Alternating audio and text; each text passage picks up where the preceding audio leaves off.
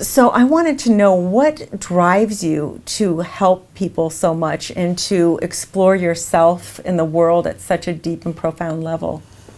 Well, I don't think my deeper yearning is any different than anyone else's. I just feel very fortunate because I have a place to put it. Even when I was a little girl, I had a real thing about God. I was kind of a mystical child, you know.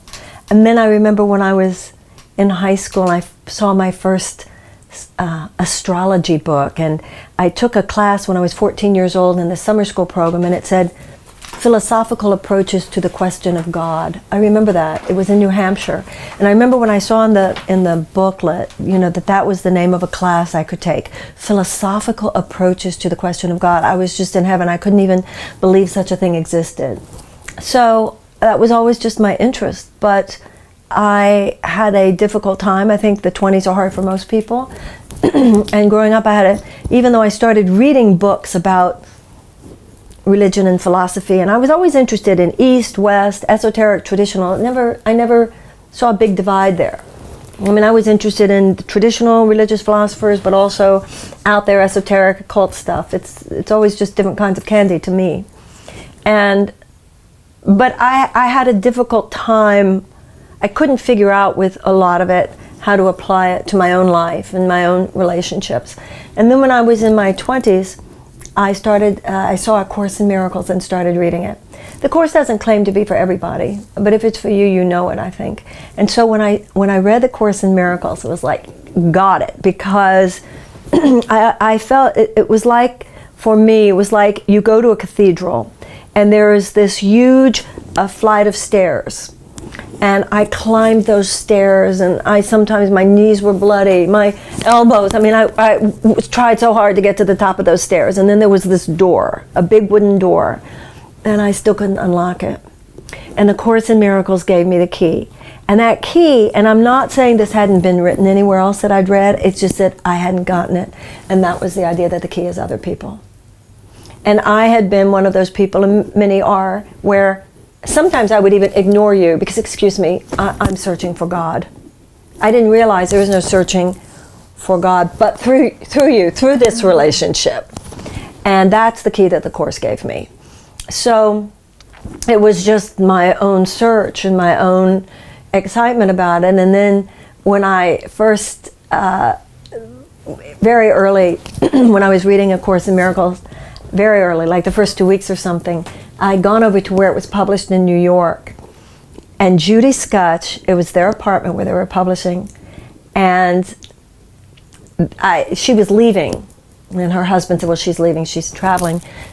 She was off to the airport because she was flying to Houston, Texas to give a talk about the Course.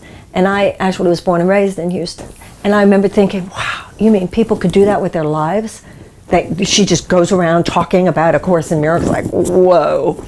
And so I just was a passionate student of the Course. I still am. And then years later, I started having little groups at my bookstore in Houston, and then 5 years after that, started lecturing in Los Angeles. And then 5 years after that, published my first book. And blah, How blah, did you blah. get your yada, first yada, book yada. published? It was a Thursday night in San Francisco. And I was giving a talk, and before the talk I was having dinner with Jerry Jampolsky. Do you know who Jerry Jampolsky is? Jerry Jampolsky was one of the first people with the publishing of the Course, but he also wrote the first popular book about it called Love is Letting Go of Fear. I do know He's that a book. real giant. Yes, yes, Yeah, he and his wife, Diane Cirencioni. Wonderful people. So he and I were having dinner, and he said to me, you should write a book. Now at that point I had been lecturing on the Course for 5 years. He said, you should write a book. And I said, well, people have told me that, but I don't feel pregnant with a book. And he said, well, it's all in your tapes. You give these lectures, it's in your tapes. And I said, yeah, but I don't know how to get it out of the tapes onto a page and turn it into a book. And he said, why don't we just join in consciousness? That there is someone out there, right now, you and I joining in consciousness, that there's someone out there who would know how to do that.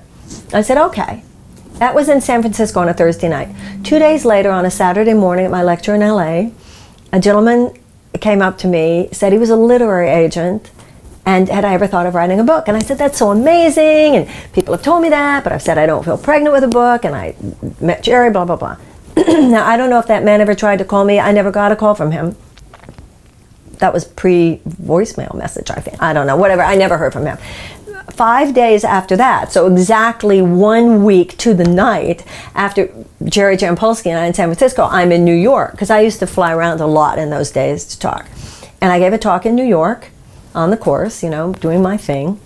And I had started lecturing in 1983, and this is 1988 now. And after I talked, there was a line of people waiting to speak to me, and there was one man at the end, and I just had this flash of knowing I had destiny with him. And he introduced himself as a literary agent. Had I thought of writing a book? I said the same thing. I said, but I don't know how to get it out. He said, I'm your man. And he did. Al Lohman. And he, you know, got the woman who would work with me on the proposal and blah, blah, blah. And that's, the book came out. And then I was very, very lucky because Oprah Winfrey read it, and this was before her book club. So she really gave me an extraordinary gift of the kind of exposure that her show could. Yes. So that's my yes, story. and then took off from there. Yeah. So how did you... I was already lecturing in Los Angeles and New York, but... Okay, so almost everyone I know wants to be a speaker, and everyone says, did you hear Marianne? She spoke again. Every single night she speaks, and you barely use notes. How do you become a speaker if you're passionate about something? Well, I think what has served me in my career is that when I was a student of the course and out there, this professional niche did not exist. So I had no ambition. In those days, you could either become a clergy person. My mother kept saying, your father and I have discussed it, we will send you to rabbinical school. I didn't see that for myself. Or you became an academic. You were a teacher of comparative religion or something, and I didn't see that for myself. I was just a woman who stood up and talked to people about my passion about God and about these books. And like any other teacher, you know, the Russian literature professor is not Dostoevsky, but the Russian literature professor has read Dostoevsky and might help you unpack your own understanding and help foster your own passion for Dostoevsky. And so there was no reason at that time for me to ever think that this would turn into a career. And I think that that was such a blessing that I didn't, when you say everybody wants to be a speaker, creeps me out.